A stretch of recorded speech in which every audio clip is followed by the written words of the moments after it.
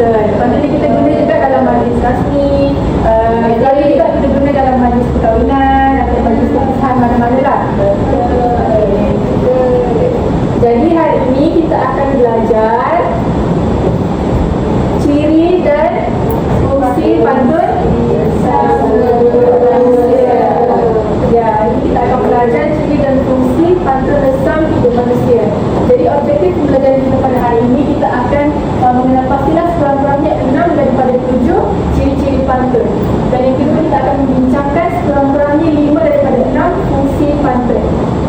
Okey, jadi dah sediakan nak mulai aktiviti? Jadi kita akan teruskan dengan aktiviti 1. Okey, untuk aktiviti yang pertama ialah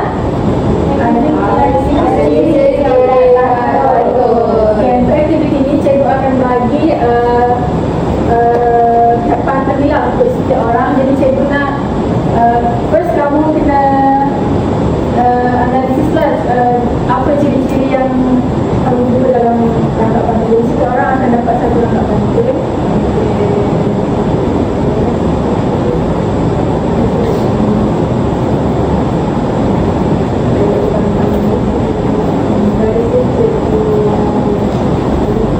Semua dah dapat kan? Dah. Okey, jadi sekarang ni kita nak analisis lah ciri dalam pantun. Okey, kita akan analisis bersama-sama. Kamu boleh contoh sahaja dekat kertas tu, contoh je dekat tepi ke apa ke. Okey, pertama sekali kita akan analisis dari segi baris bentuk dia macam mana. Berapa kerat?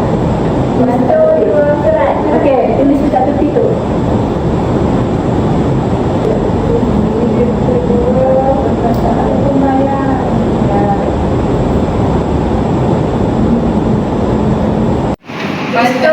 Kerat. Okey, tulis dekat tepi tu.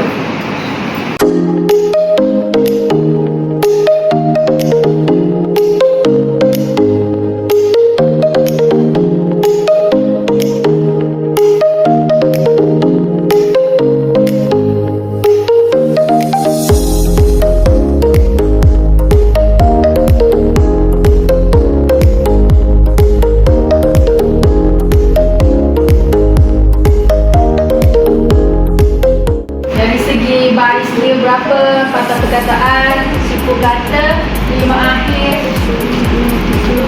Siapa dah siap angkat tangan ya? Beritahu kita bincang bersama-sama.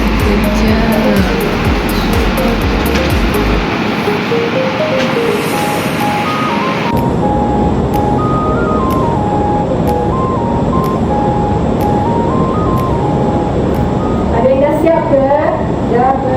Dah. Okey, semua dah siap kan? Dah, cikgu. Okey, jadi sekarang cikgu akan panggil beberapa orang untuk membacakan rangkap pantun yang telah kamu dapat dan bacakan satu ciri yang kamu telah analisis. Okey, untuk siapa dekat sini dapat rangkap yang kedua? Ami. Oh, Ami. Okey, boleh ke Ami baca pantun tu lepas tu bagi tahu apakah ciri, satu ciri yang telah kamu dapat. Aku dapat rangkap lain udang, lain kakinya, lain orang, lain hati negara, Tuhan berkerat. Okey, betul. Okey, bagi tepukan Ami. Okey, seterusnya rangkap yang ketiga. Okey, boleh bacakan dan berikan satu ciri pantun. Lain dulu, lain parah, lain dahulu, lain sekarang. Dunia suku kata, 8 huruf 10 kata. Okey, betul. Tepuk tangan semua. Seterusnya rangkap yang keempat. Rangkap yang keempat. Okey. Akhir dekat. Maksudnya ada ubi, ada batas, ada ubi, ada batas. Okey, betul. Okey, rangkap yang seterusnya. 5, 6. Okey, 5, 4. Okey. Okey, kedua. Cakap je apa ciri pantun. Ciri pantun ada bunyi, orang berbunyi, cukup bahasa, orang memberi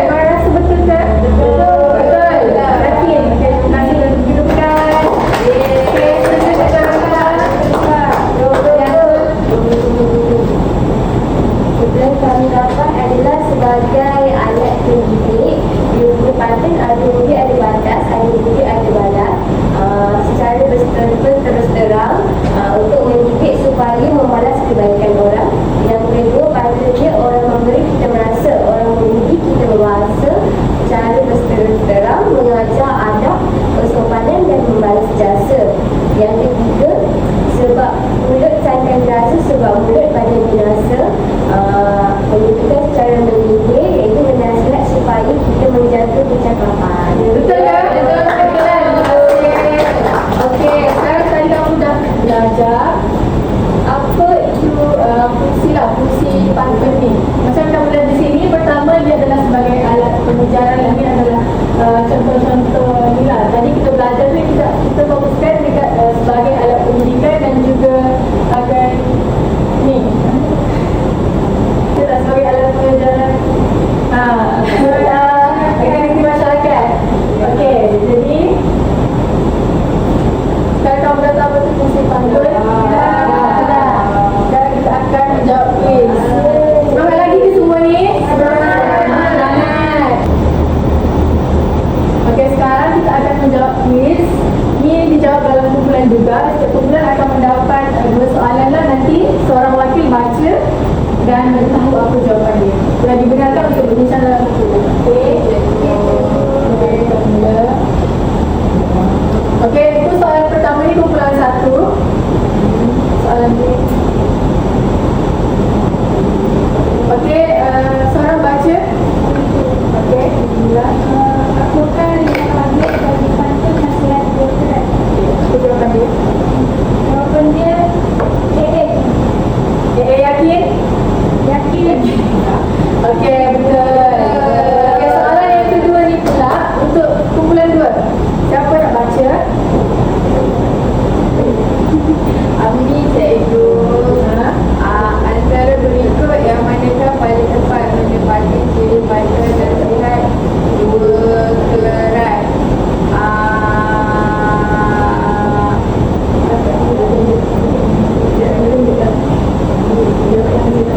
Setiap rangkap berbaris ada pembayar terpaksa serta membawa nasihat. Yakin ke kumpulan 2? Yakin. Yakin yang mana kita tengok jawapan dia? Ya, Betul. Okey, itu soalan yang kedua pula, kumpulan 1. Saya itu. Okey, mana? Mengapakah pantun semua digunakan sebagai alat pendidikan walaupun disampaikan secara berniat atau mendidik? Kerana mesej nasihat disampaikan secara halus tidak menyakitkan hati yang mudah diterima. Betul kan? Betul. Mari kita tengok jawapan dia. Ya, betul. Soalan terakhir untuk kumpulan 2.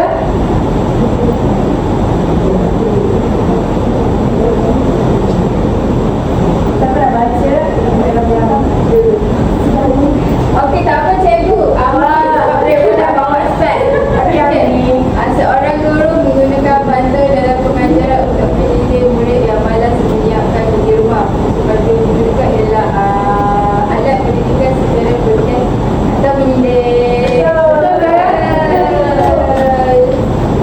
Okey, baca bukan boleh kan kita jawab soalan-soalan ciri fungsi pantun ni korang semua dah tahu kan? Bagus. Kita akan tuliskan ini. Okey, sekarang kita dah masuk ke penghujung sesi pelajaran kita pada hari ini. Jadi sekarang cikgu nak kamu tulislah apa perasaan kamu belajar pada hari ini, apa yang telah kamu belajar.